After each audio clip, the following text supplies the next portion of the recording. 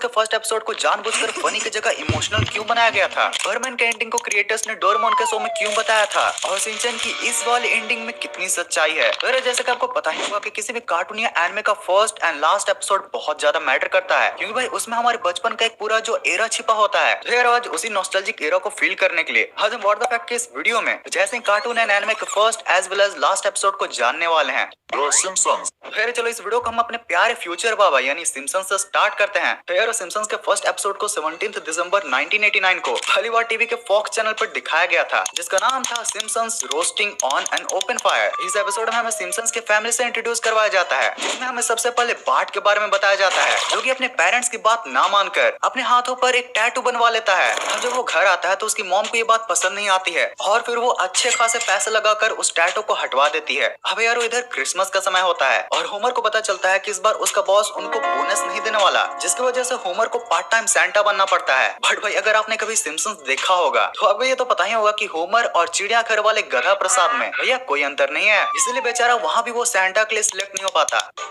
Inky Pinky Funky, Daddy bought the donkey. Donkey dies, Daddy cries, Inky Pinky Funky. अब सारी जगहों से धक्के खाकर होमर एक लास्ट टाइम अपना लक डॉग रेस में लगाता है, जहाँ भाई वो सिर्फ हारता ही नहीं है बल्कि उसका डॉग रेस में एकदम लास्ट आता है। पर फिर होमर का दिल साफ होने की वजह से वो उसे भी अपने घर में ले आता है। अब एपिसोड लास्ट में हमें ये दिखाया जाता है कि without decoration and Christmas tree Homer की सिचुएशन समझकर सभी फैमिली मेंबर्स हंसी खुशी अपने फैमिली टाइम को एंजॉय करते हुए क्रिसमस मनाते हैं। सच में सिम्पसन्स का ये फर्स्ट एपिसोड फनी होने से ज्यादा इमोशनल था, हाँ, जिसमें बहुत ही अच्छे और प्यारे प्यारे मैसेजेस भी थे। वैसे यार हाल ही में 21 मई 2023 को सिम्पसन्स का 750th एपिसोड को दिखाया गया था, जिसके इंट्रो सीन में सिम्पसन्स में आए लगभग 750 कैरेक्टर्स को इंक्लूड किया गया था और ये सिम्पसन्स के 34th सीजन का एंड भी था। बट यार 1 अक्टूबर 2023 से इसका 35th सीजन भी लॉन्च हो चुका है, जिसके भी अब तक 10 एपिसोड्स आ चुके हैं। एंड भाई ओवर द डिकेड्स इसमें सच में कई इंप्रूवमेंट्स किए गए हैं, मतलब कि कुछ ज्यादा ही जलवा है हमारा। तो यार अगर बर्मैन की बात करें तो उसका स्टार्टिंग तो ऐसे 2 अप्रैल 1967 में ही हो गया था, जिसके फर्स्ट एपिसोड का नाम था बर्थ ऑफ बर्मैन। यार इस एपिसोड में हमें मित्सुओ के नाम के एक लड़के को दिखाया जाता है, जो जब बाहर खेलने के लिए जाता है तो फिर बर्मैन वर्ल्ड के जियान एंड सुनियो उसकी बेइज्जती करके उल्टा उसे टॉय प्लेन जो क्रैश हो चुका था उसे ढूंढने के लिए लगा देते हैं। भाई प्लेन को ढूंढते ढूंढते मित्सुओ कुछ देर पेड़ों के बीच में खाई में गिर जाता है, जहाँ पर उसे बर्डमैन मिलता है। हाँ भाई ये वही बर्डमैन है जो जब भी बोल रहा था तो ऐसा लग रहा था कि विमल का ऐड कर रहा हो, बोलो जुबान कशी। हाँ तो यार यही विमल बर्डमैन मित्सुओ का शकल देखकर उसको परमैन के लिए सिलेक्ट कर लेता है एंड बोलता है आप जीत चुके हैं। नहीं उससे भी बड़ी परमैन बनने की अपॉर्चुनिटी, जिसके पर्क्स के रूप में उसको मिलता है ये हेलमेट, बैज एंड ये रोबोट बॉडी। अब शक्तियां मिलने के बाद बर्डमैन उसकी test drive I mean testing अपने मीन फ्रेंड्स पर करता है, जो कि भाई उसका पर्दाफाश करने के लिए उसकी हेलमेट भी खोल देते हैं। बट इवेंचुअली हमारा बंदर बॉबी आकर बर्डमैन को सस्ते जियान एंड सुनियो से बचा ही लेता है।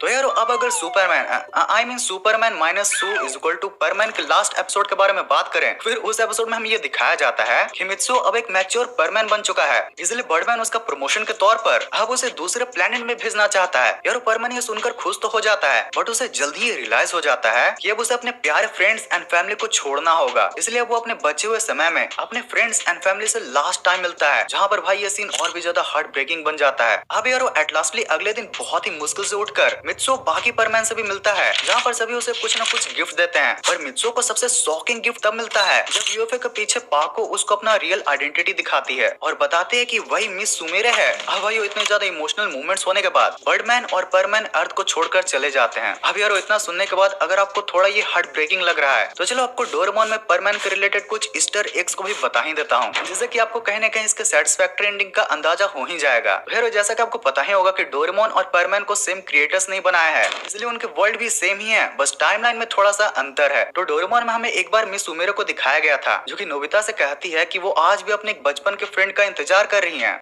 ये मेरे बचपन का दोस्त है।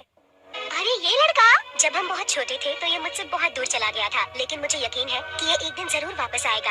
फिर एक बार सेम ही डोरेमोन शो में हमें ये भी दिखाया गया था कि परमैन जैसा दिखने वाला एक लड़का अंतरिक्ष से वापस धरती पर आकर मिस सुमरे से मिलता है, और भाई जिसका कपड़ा एंड कहीं न कहीं फेस परमैन से काफी ही ज्यादा मिलता है। बड़ी और फिर भी ये एक कंफर्म न्यूज नहीं है। और भाई अगर आपने परमैन की मांगा पढ़ी है तो उसमें आपको ये जानकर अच्छा लगेगा कि एट लास्टली परमैन धरती पर आकर मिस सुमरे से ही मैरिज करता है।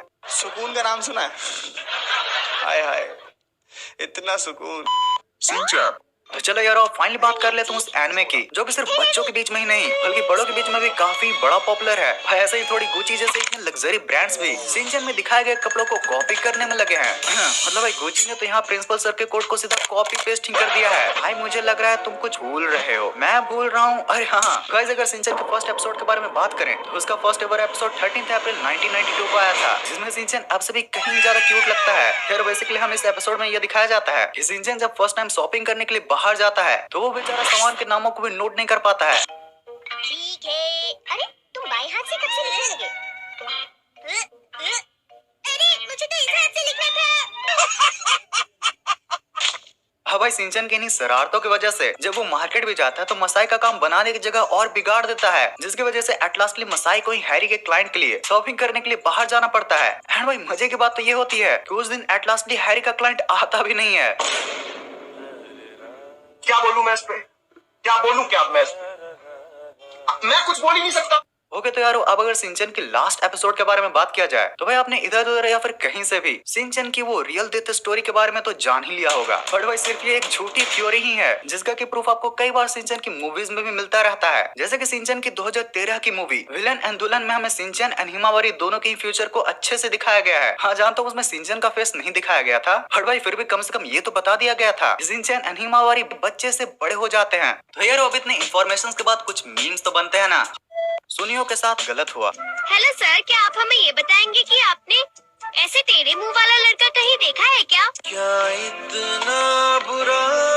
नहीं भाई, मतलब लिटरली पूरे डोरेमोन शो में मुझे अगर कोई कैरेक्टर पसंद नहीं है वो भाई सुनियो ही है। भाई इतना तो सुनियो डिजर्व करता है यार।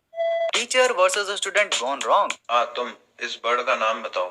सर ये तो नहीं पता। तुम फेल होते हो। तुम्हारा नाम क्या है? तो आप मेरे पैर देखो, मेरा नाम बताओ। हैकर है भाई, हैकर। अरे भाई साहब क्या दिमाग लगाया भाई। मम्मी 4 स्वेटर एक्स्ट्रा पहना दो पर ये पहना के स्कूल मत भेजो। अरे भाई ये मंकी टोपी भाई सच में।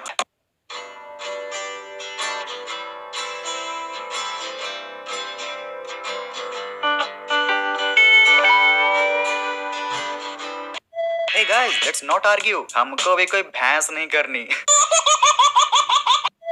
तो यार बस आज के इस वीडियो के लिए इतना ही था।